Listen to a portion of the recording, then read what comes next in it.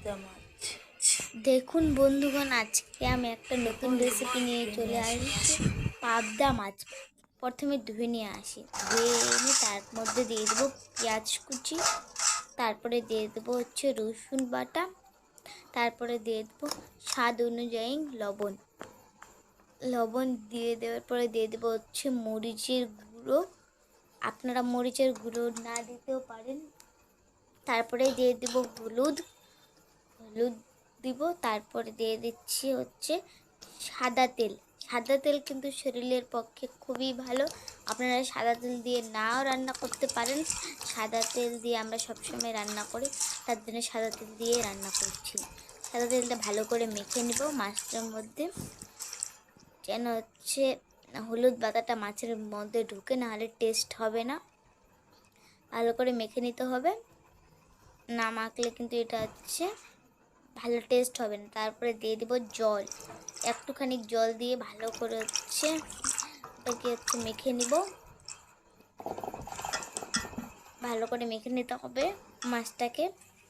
মাখা হয়ে গেলে ওকে কড়াইয়ে দিয়ে চড়িয়ে দিবেন, দিয়ে হচ্ছে 5 মিনিটের জন্য রেখে দিবেন। 5 মিনিট রাখতে হবে আপনাদের, যেন হচ্ছে জলটা, দেখুন জলটা শুধু একটুখানি কাছে। আবার 5 মিনিট পর আসবো। 5 মিনিট পরে এসে দেখি যে জলটা এখনও আছে কি না, এখনও নেই দেখছি। এখন একটু ঘুরিয়ে ঘুরিয়ে নেব, যেন হচ্ছে জলটা জলদি চলে যায়। আপনাদেরকে ঘুরিয়ে ঘুরিয়ে নিতে হবে, আপনারা না ঘুরিয়েও নিতে পারবেন।